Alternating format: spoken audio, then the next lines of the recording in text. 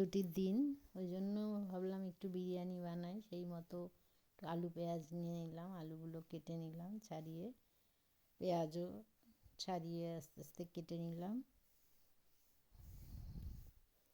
Piece piece করে। এবার কড়াইয়ে তেল গরম করে আগে পেঁয়াজগুলোকে ভেজে নিলাম, পেঁয়াজগুলো ভেজে তারপর লাল লাল হয়ে গেলে ওগুলোকে তুলে আলাদা করে রেখে দেবো। বিরিয়ানির মধ্যে ছাড়ানোর সময় লাগবে। পেঁয়াজগুলো ভাজা হয়ে গেছে, লাল লাল হয়ে গেছে। এবার এগুলোকে আমি তুলে নিলাম, তুলে তেলটা ঝরিয়ে নিলাম।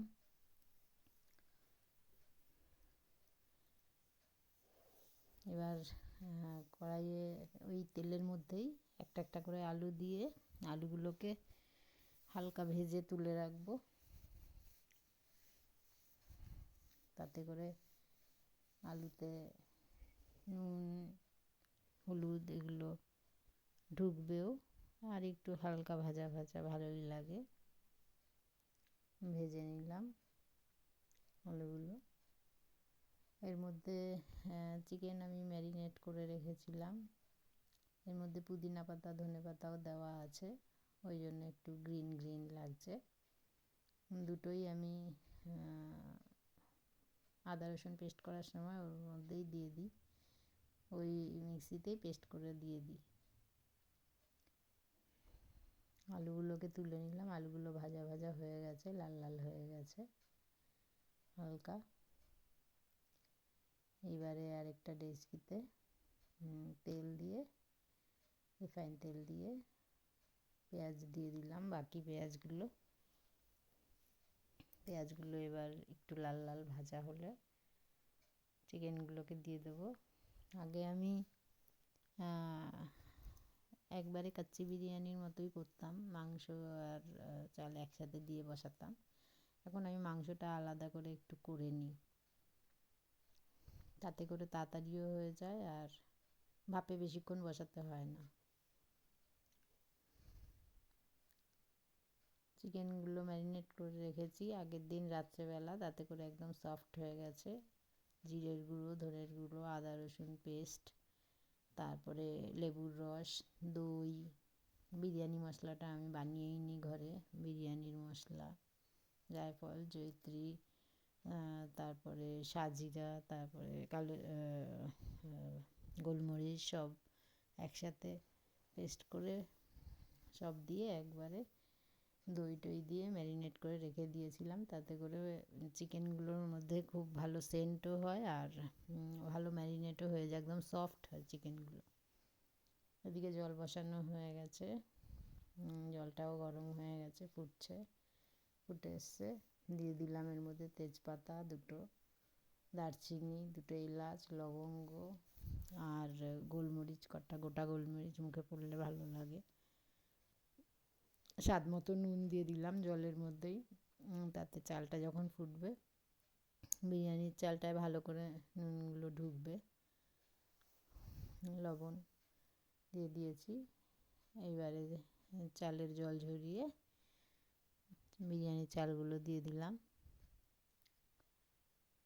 ততক্ষণে আমি চিকেনটা মোটামুটি হয়ে গেছে, ম্যাক্সিমামটাই, ভাপে যেটুকু হবে। এবার এগুলোকে সাজিয়ে নিলাম, ওপরে আলুগুলো দিয়ে আস্তে আস্তে সুন্দর করে সাজিয়ে দিলাম। ওদিকে ভাতও ফুটে এসছে, আলুগুলো সাজানো হলেও ওর মধ্যে বিরিয়ানির চালগুলো মোটামুটি ওই 70% হয়ে গেলে বাকিটা ভাপে হয়ে যাবে। হয়ে গেলে আমি ভাত চালগুলোকে এর মধ্যে দিয়ে দেবো। আলুগুলোকে সব সাজানো হয়ে গেছে, এবার একটু ওর মধ্যে ভাজা পেঁয়াজগুলো ছড়িয়ে দিলাম, দিয়ে এবারে ভাতও মোটামুটি হয়ে গেছে যতটা দরকার। এবারে ভাতগুলোকে এর মধ্যে দিয়ে দিলাম ছড়িয়ে, জল ঝরিয়ে এর মধ্যে দিয়ে দিলাম।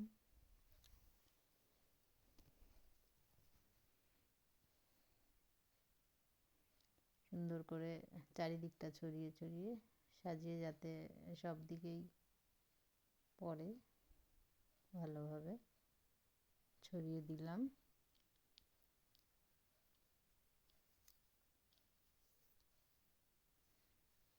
বিরিয়ানি বানাতে আমার ভীষণ ভালো লাগে, শুধু বানাতে না, খেতে আরও ভালো লাগে।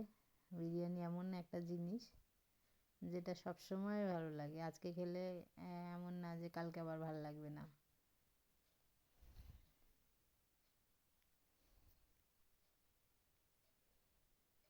বিরিয়ানি খেয়ে খেয়ে কখনো আমরা টায়ার্ড হই না, বিরিয়ানি সবসময় ভালো লাগে। তবে কি ঘরের বানানো বিরিয়ানি, বাইরেরটা খুব কমই খাই, বিশেষ করে রাস্তার দোকানেরগুলো। ম্যাক্সিমাম ঘরেই বানিয়ে খাওয়া হয়। হয়ে গেছে, কথা বলতে বলতে সাজানো হয়ে গেছে। ওপরে পেঁয়াজ ছড়িয়ে দিয়েছি, এইবারে দিয়ে দিলাম কেওড়া ওয়াটার। তারপরে দিয়ে দেবো এর মধ্যে রোজ ওয়াটার, যাচ্ছে রোজ ওয়াটার দিয়ে দিলাম।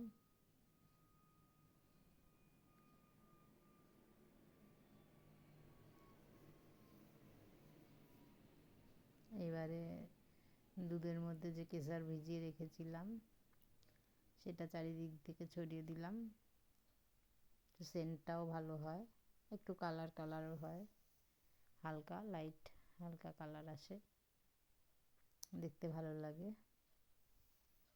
আর কেশরের সেন্টটাও খুব ভালো।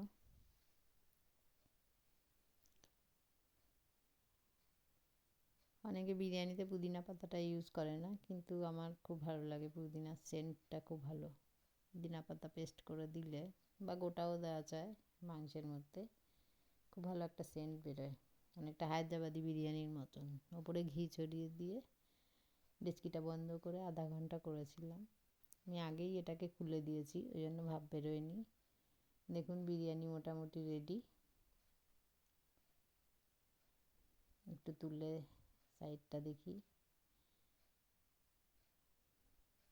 হয়ে গেছে বিরিয়ানি, গুছিয়েও নিয়েছি। একটু টেস্ট করে দেখি কেমন হয়েছে। চিকেনটা দেখুন কত সফট, দারুণ।